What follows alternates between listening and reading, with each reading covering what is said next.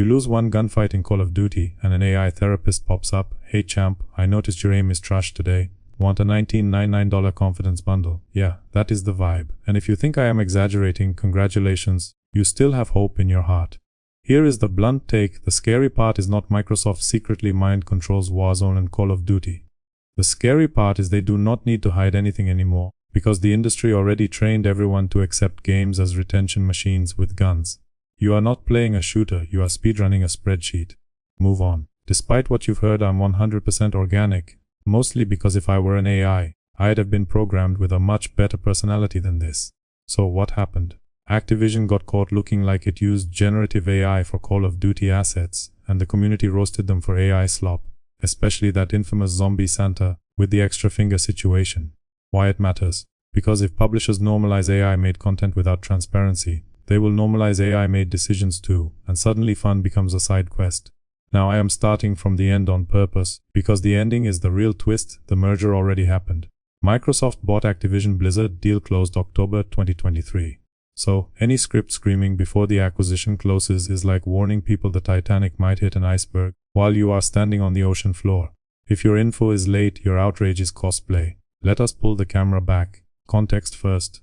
Big companies love three things: your time, your money, and pretending those two are community engagement. AI is just the newest wrench in the toolbox. And the toolbox is already full of stuff you hate: battle passes, daily challenges, limited time bundles, and matchmaking that sometimes feels like it was designed by a gremlin with a stopwatch. So, when people hear AI in gaming, they do not picture helpful NPCs. They picture a casino manager in a headset going, okay, he is about to log off, deploy a near win, and show him the neon skull skin. That fear is not irrational. It is the logical endpoint of years of monetization brainworms. You have seen the worm, now you are seeing it get a tiny robot body. What is actually confirmed? Activision updated the Call of Duty Steam page to disclose it uses generative AI tools to help develop some in-game assets. That disclosure showed up in early 2025, and people immediately started connecting it to the cursed art floating around Black Ops 6. And the community reaction was basically, oh, so that is why the calling cards look like they were generated by a microwave. PC Gamer even did the whole suddenly it makes sense angle. When gamers become forensic artists, you know you messed up. Now, I went digging through threads, and the vibe is consistent. Players are not only mad about one image, they are mad about the message. Here is a PS5 subreddit comment about the Santa thing that nails it. Even without the 6 fingers, it looks AI generated. That is not I hate change, that is this looks cheap. And cheap is the one thing you cannot look like when you are charging premium prices and selling $25 bundles like they are gourmet meals. If you are going to monetize like a luxury brand, you cannot ship like a knockoff hoodie. Okay, now let us roast the conspiracy angle in your draft: hidden AI partnership bypassing regulators. First, regulators were busy arguing over access to Call of Duty and cloud streaming rights, not sniffing Warzone packets for secret Skynet calls. Second, the deal is closed. Third, if you have real evidence of hidden packet calls, you do not tease it in a script, you publish it, and become the most annoying hero on the internet overnight. Trust me bro, the UDP packets are evil. Move on. But do not relax too hard. The real threat is boring and legal. It is not AI writes your destiny, it is AI optimizes your friction. And friction is how they control you. If a system can predict when you are bored, tilted, or tempted, it can nudge you with progression pacing, shop timing, and matchmaking vibes. The algorithm does not need to read your mind if it can read your habits. Let us talk Copilot, because Microsoft is pushing AI everywhere like it is hot sauce.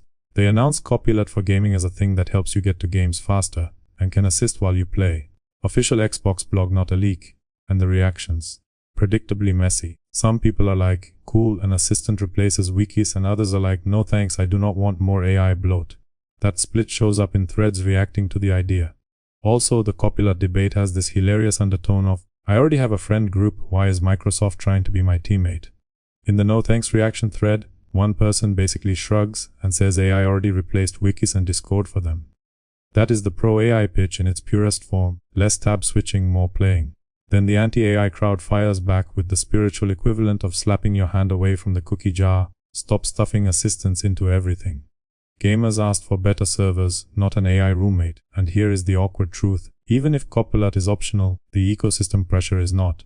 Once a platform feature exists, studios design around it, marketing leans on it, and suddenly optional feels like you are playing the dumb version. That is how feature creep becomes expectation creep, and expectation creep becomes, why does the game nag me like a smart fridge? Congrats, you bought a console and got a manager. That is as cursed as it sounds. Half the room wants a coach, the other half wants the coach to stop breathing near them. Also, people have trust issues with Microsoft AI branding in general. Here is a recent P-Master Race post where someone says they got an auto-renewal notice and thought it was a scam, then it was not.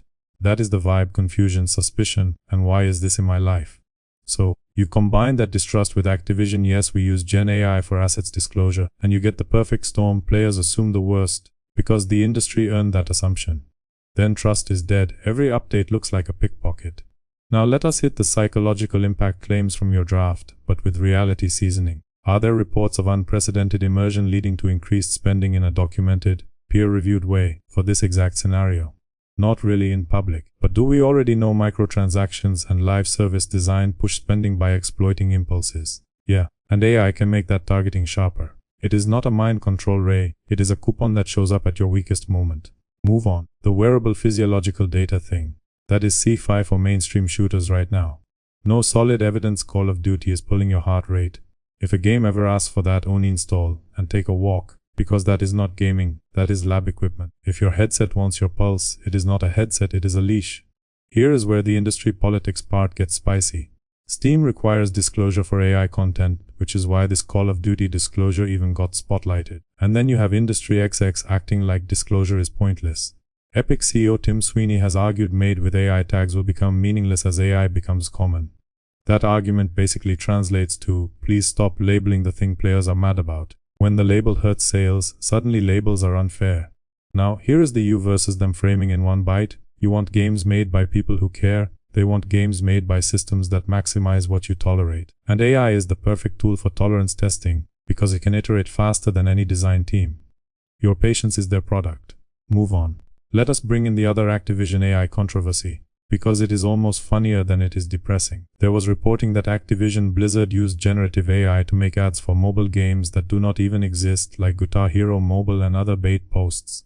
Basically market research in meme form. And Reddit instantly clocked it as AI slop, with threads calling out the fake game vibe. Nothing screams we respect players like advertising a game you have not built. So when someone says maybe they will use AI to personalize storylines and reduce agency, my response is, they do not even need storylines to reduce agency. They already do it with chores, daily missions, weekly caps, login streaks. That is agency erosion with a friendly UI. You are not choosing content, you are being herded through chores with XP confetti. Move on. Now about AI-driven difficulty scaling and predicting frustration. Dynamic difficulty has existed forever, but the modern fear is personalization plus monetization. If a system learns you buy cosmetics after a win streak, it might be tempted to smooth your path. If it learns you impulse buy after getting styled on by a premium skin, it might be tempted to serve you that pain on a platter. The dark future is matchmaking as emotional weather control. Do I have proof that is happening in Warzone? No, and anyone claiming it as fact without evidence is doing narrative fanfiction. But is the incentive there? Absolutely. That is why people are paranoid. Incentives are like gravity, you do not see them, you just watch everything fall. Conspiracies are optional, capitalism is mandatory. Move on. Now let us talk about the core outrage, because it is not only about AI, it is about disrespect. When players see sloppy art, they do not think cool new tool, they think they cut corners while still charging full price. That is why the zombie Santa thing got traction, it was a symbol. The extra finger turned into a middle finger from the community. And the funniest part, the internet did what it always does, it memed the scandal into a microscope. People started scanning calling cards, emblems, banners, everything like the world's most caffeinated art critics. There are threads pointing out tons of little banner images that look AI generated. Gamers will ignore real-life paperwork, but will investigate a PNG like it is a murder case. Move on. So, what is the long-term effect? If big publishers lean into adaptive AI systems, traditional design becomes less about authored intent and more about controlled outcomes. That does not mean your story is written by a robot. It means the pacing, rewards, and friction could become more personalized, and that personalization will mostly serve retention. The future is not a robot writer, it is a robot manager. And other publishers will copy it, not because they are inspired, but because they are terrified of missing numbers. If one company can show even a tiny boost in daily active users, every boardroom will demand the same. That is the sickness. Innovation is not the goal, the quarterly chart is. Move on. So, what do you do as a player? Simple. Demand transparency. Reward studios that respect you, and stop hate playing games that treat you like a metric. If you are logging in out of obligation, you are already in the trap. If it feels like a job, it is a job, and you are unpaid. Now, to land this plane, I am going to loop back to the beginning, because that is the whole point of this rant. Remember the AI therapist bundle joke? That is not prophecy, it is a warning label. AI in games can be helpful, sure, but in the hands of companies obsessed with retention, it becomes a scalpel aimed at your attention span. So, yeah, the end of the story is no secret merger trick, no magical mind control, just a very public industry sprinting toward AI because it can cut costs and optimize engagement. And the start of the story is the same as the end. You boot up Call of Duty, you lose one gunfight, and an AI therapist pops up like, "Hey champ, I noticed your aim is trash today, want a $19.99 confidence bundle."